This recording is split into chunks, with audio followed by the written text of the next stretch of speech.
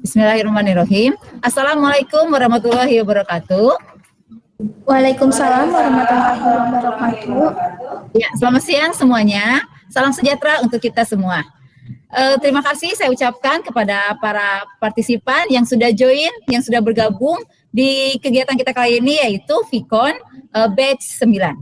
Oke, perkenalkan nama saya Anita Wiani. Di sini saya sebagai host dan di sini ada moderator yaitu Miss Eri, sedangkan presenternya yaitu Gema Rahima Sulistia. Oke.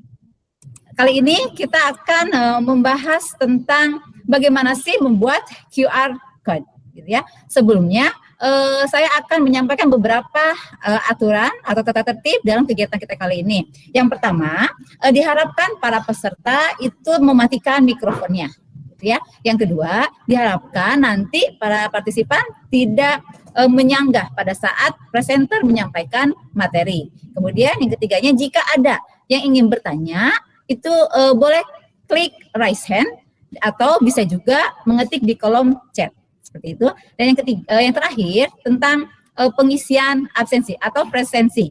Itu nanti akan saya share link presensinya 15 menit sebelum acara berakhir. Ya, silakan untuk selanjutnya waktu dan tempat saya berikan kepada moderator. Oke, terima kasih untuk host hari ini, Ibu Anita. Saya Miss Eri, hari ini bertugas sebagai moderator. Seperti yang telah dipaparkan sebelumnya oleh host, bahwa hari ini Gema Rahimah Sulistia akan menjadi presenter dengan judul cara membuat QR Code. Apa itu QR Code? Di masa digital yang serba digital pada saat ini, QR Code adalah salah satu teknologi yang sangat praktis dan banyak digunakan. QR Code itu apa sih? Salah satu, mungkin ibu-ibu yang belanja di marketing akan banyak menemukan QR Code, ya, singkatan dari Quick Response Code. Untuk lebih mengetahui mendalam tentang QR Code, mari kita simak pemaparan dari presenter hari ini, Gema Rahimah. Waktu dan tempat kami persilakan. Sudah terdengar suara saya? Oke. Ya, baik. Sebelumnya terima kasih kepada host Ibu. Terima kasih kepada host Ibu Anita yang telah membuka acara video conference kali ini, dan kepada Ibu Eri yang sudah memandu jalannya acara video conference kali ini. Kita langsung saja, saya akan mempresentasikan materi saya. Sebentar.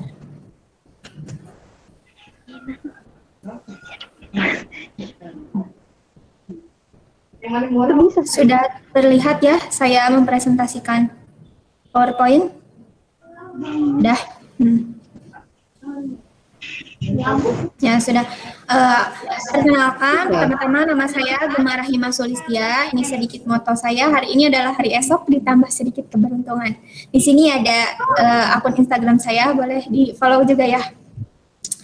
Baik, seperti tema yang akan dibahas kali ini yaitu QR Code. Di sini sudah mungkin terbaca ya. QR Code itu adalah singkatan dari Quick Response. Kode ini merupakan kode barcode 2 dimensi yang bisa memberikan beragam jenis informasi secara langsung. Untuk membukanya, kita itu kan membutuhkan scan atau pemindaian dengan smartphone. QR Code itu biasanya mampu menyimpan 2089 digit atau 4289 karakter, termasuk tanda baca dan karakternya yang spesial. Nah, biasanya QR Code ini kita temui di beberapa kemasan produk atau beberapa seperti ada mungkin skincare ya, sekarang mah sudah memakai barcode atau QR Code, karena itu kan QR Code biasanya digunakan untuk keaslian misalkan. Kemudian ini saya akan menjelaskan jenis-jenis QR Code. Yang pertama itu adalah Positioning Detection Markers, yaitu adalah bagian dalam QR Code yang berbentuk kotak dan jumlahnya itu ada 3. Nah, posisinya itu selalu ada di pojok QR Code. Nah, ini nih, panah ini, nah seperti ini ya, terlihat ya.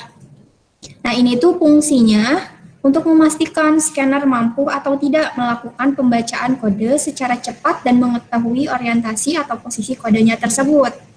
Kemudian kita lanjut ke pembahasan nomor 2, alignment marking. Nah, biasanya tuh yang kecil ini nih. Nah, saya tunjukkan ya. Nah, penanda ini ukurannya itu lebih kecil dibanding yang tadi ya.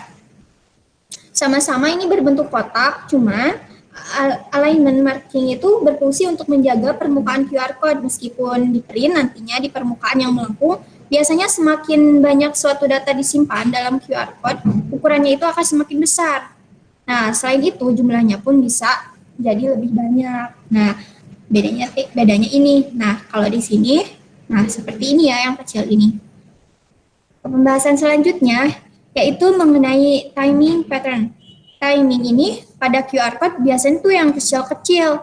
Kalau di zoom ini tuh di sini nih ada yang kecil-kecil, kotak-kotak yang berjejer.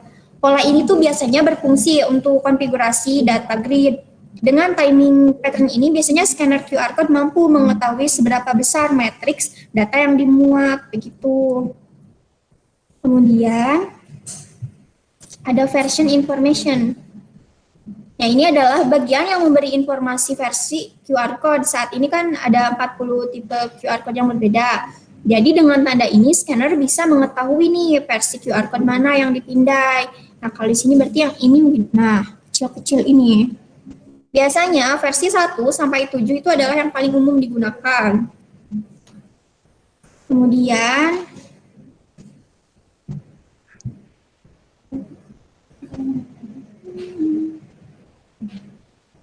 bentar ya.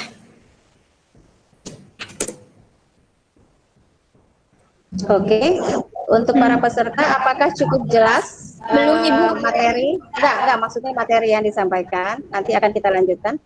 Oke, presenter, sudah akan melanjutkan? Ya, akan dilanjutkan ya. Biar lebih jelas nih saya.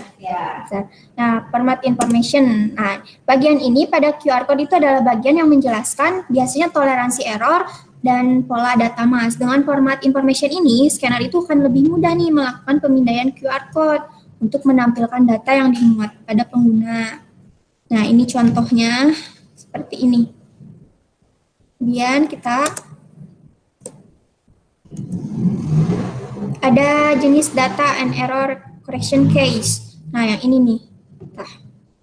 Nah, area pada QR code ini tuh penting untuk ada pada struktur kode antara merupakan tempat di mana semua data itu disimpan. Jadi tidak hanya itu, area atau bagian ini juga meliputi error yang menjaga data tetap dapat dipindai meskipun kodenya tidak dapat disebari.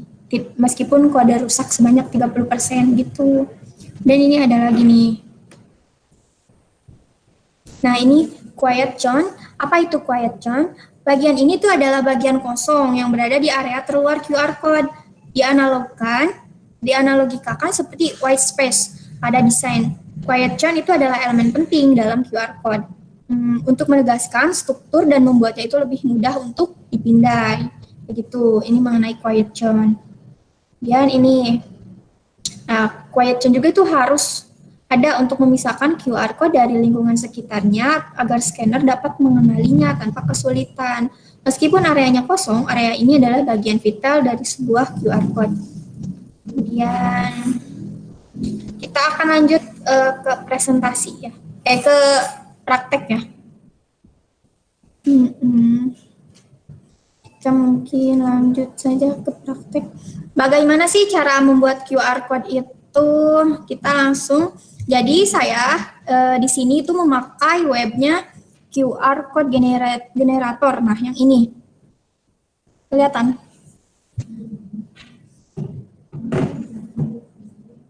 Bentar. Kita langsung praktek. Bentar.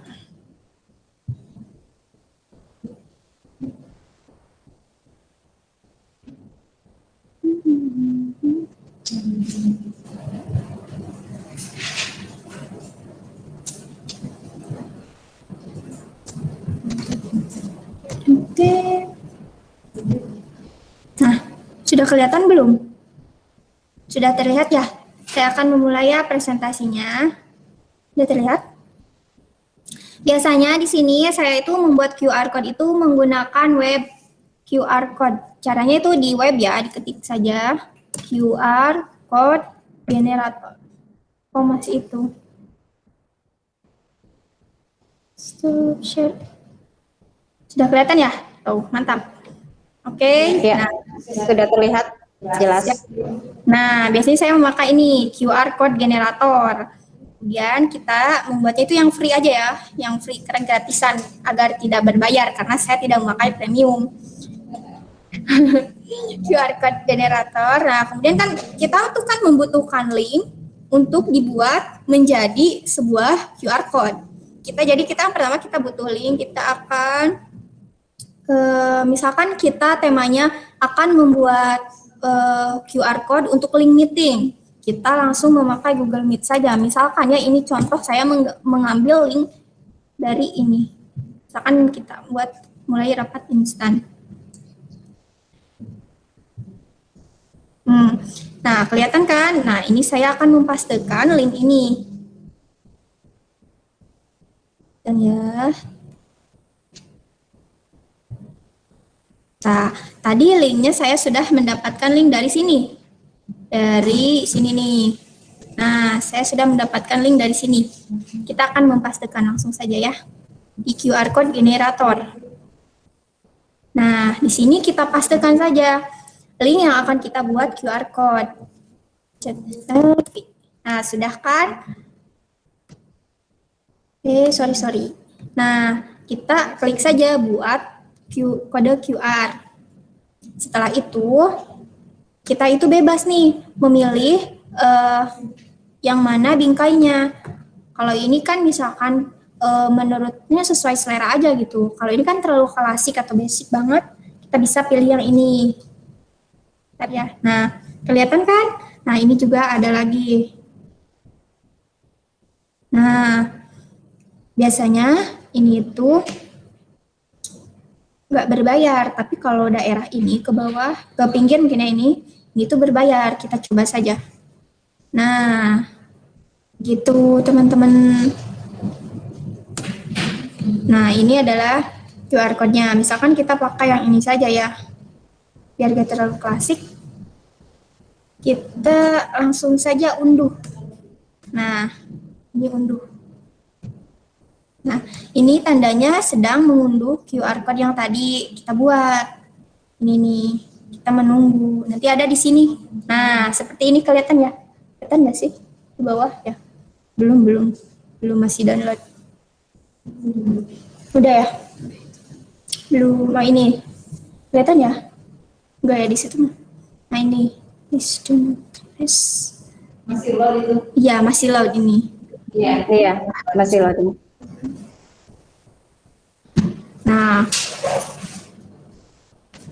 Nah, ini kalau sudah berhenti, kita langsung ke ini nih.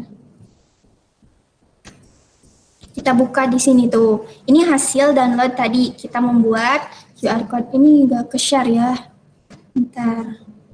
Nggak ke-share. Jadi close ya.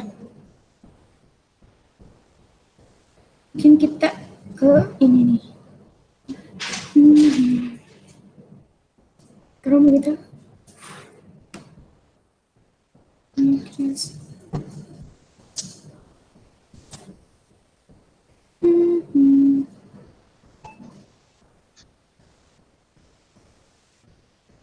Nah, ini bentar ya. Nah, kalau misalkan, nah ini artinya sudah terdownload. Kita langsung bisa lihat atau cek di penyimpanan. Bentar. Dokumen ini nggak ke-share. Nggak ke-share.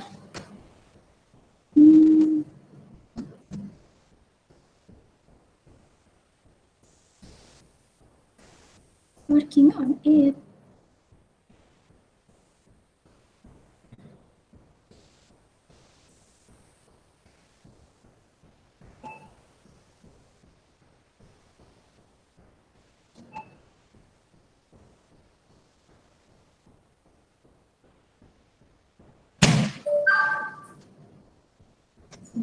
Oke, masih loading ya? Iya. Ya, kita tunggu sebentar ya. Untuk para peserta mungkin bisa mulai mengisi absen sudah dibagikan oleh host.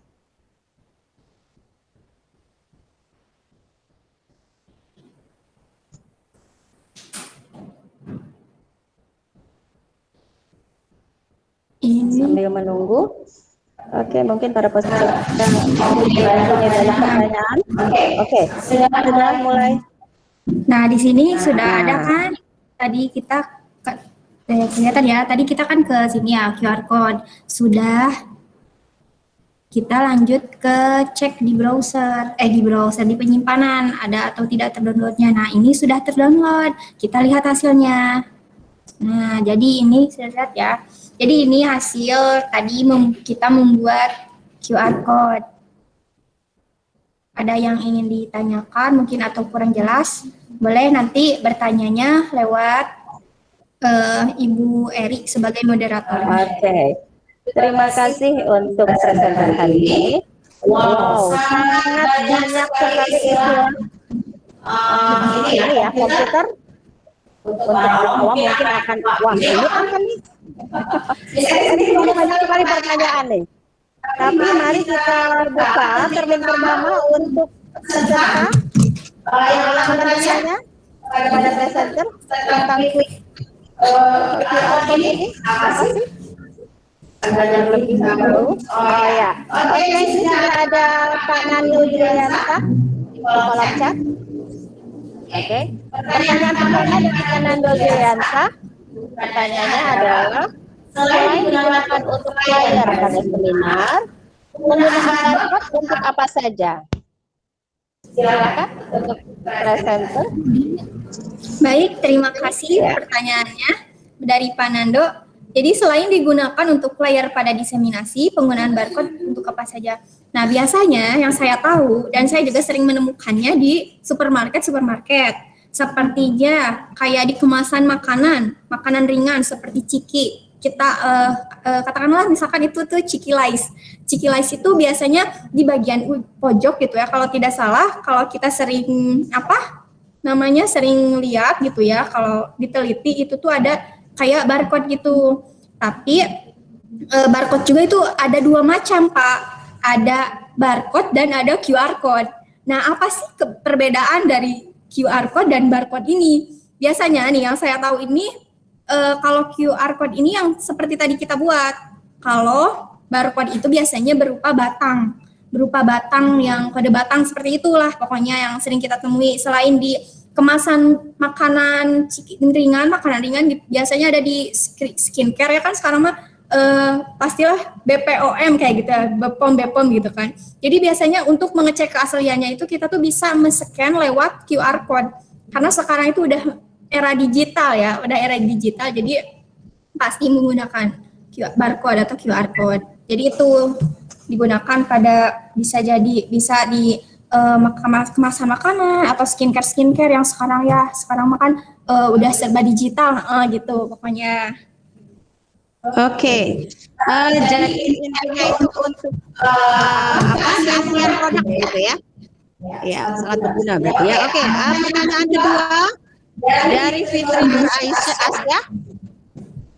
Ya, yang saya ketahui QR code juga bisa digunakan untuk inviting kontak atau mengundang pengguna lain dalam beberapa aplikasi. Bagaimana QR code bisa membuat kontak tersebut tersambung dengan kita? Mangga, presenter. Ini pertanyaan kedua dari Fitri Nur Asia, sorry.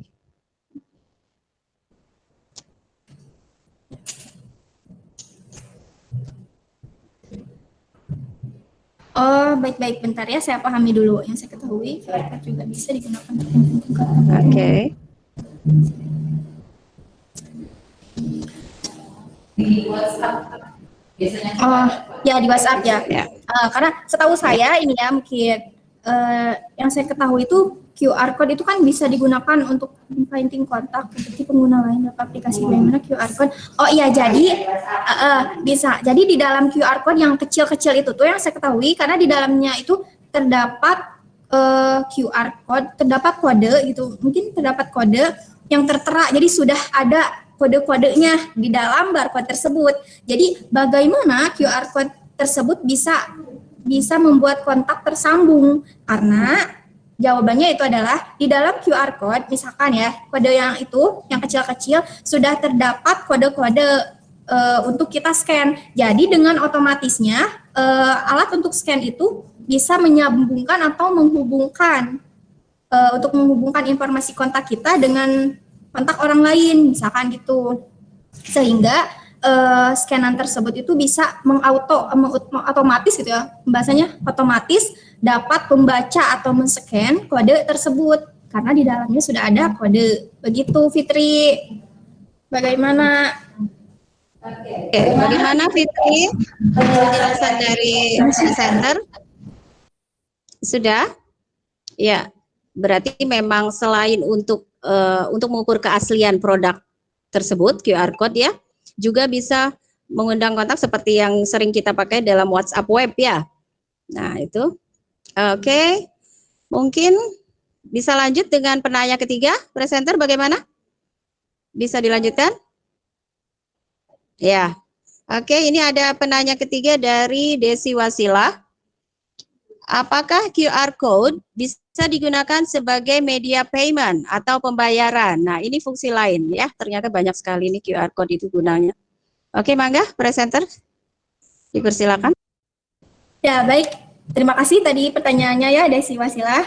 Izin bertanya apakah QR code bisa digunakan sebagai payment atau payment yaitu pembayaran.